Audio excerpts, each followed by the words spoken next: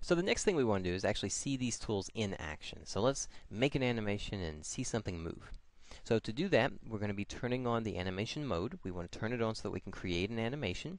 Now when we do, we're going to get a dialog window that asks us to save an animation clip file. We're going to have to create one and save one. So we're going to go ahead and turn this on. And it's bringing up this dialog window. It's saying I need an animation file saved out. So I'm going to go ahead and just save right on top of this animation example 1. We'll save this out. When we do, a few things change down here. We're not going to worry too much about any of the information in here. We'll get to it when we actually review these parts of the animation view. But we have an animation clip that's been added to it. We're now in our animation mode, and you can see that in the animation mode, our icon for our button has changed to a more red color. And at the top, our player mode tools, these have also changed to a red. They changed to a red just to visually help you know that you are now in an animation mode. So now that we're in an animation mode, let's go ahead and set our object. Let's move our object to a point in space where we want to start our box. So I'm going to move it right into here. When I started moving it around, it created a keyframe automatically because I'm in animation mode. Now if I want to create a range, a distance, to actually animate across, I'm going to have to move my time slider down just a little bit. We're going to scrub across. To scrub across, we're simply saying that we're moving to a new location on our timeline. We'll say about at the 4. Now, the next thing that we want to do here is then move our object to a new location. So, I've moved across to a new time. I'm going to move my object to a new location. And to this new location, it's going to set a keyframe, whatever endpoint I choose. So we have a starting point and an ending point. So let's go ahead and test this out. Let's go ahead and turn our animation mode off. We'll toggle that off. We're going to use our next button, our play button. We're going to click on the play.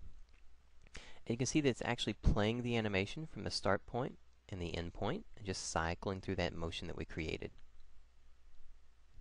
When we get ready to stop it, we can simply hit this play button again to toggle the play mode off. And that created, very simply, an animation from one point to another point, just by turning on your animation mode, moving your object from one point, scrubbing across your timeline to where you want it, and then moving your object to a new point. Now if you want to use the additional tools here, we can step through the different keyframes by simply clicking forward or backward on these keyframes. They're going to move to the actual keyframe of the object. Now if we want to move to a specific frame, we can actually just type one in. So let's say we type in 20. So this way it sets us on keyframe 20. And on keyframe 20, let's say we want to add a keyframe. We can go over to our Add Keyframe button, and we'll go ahead and click on this. When we do, it adds a keyframe to the object, and then we can modify this keyframe if we want by simply moving our object.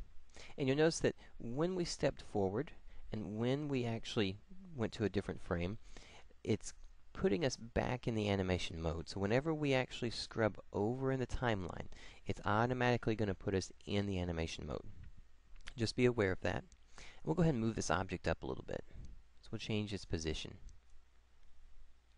Then we'll go ahead and turn our animation mode back off. And we'll play through this animation. And now we're actually going from our start point to that new keyframe that we created right over here, and to our end point over here. We'll go ahead and stop our animation. And the last button that you see is going to be your Add Event button, and that one's going to add an event to the event line of our object. And we're not going to look at that one just yet. We'll look at it in more depth when we actually create one.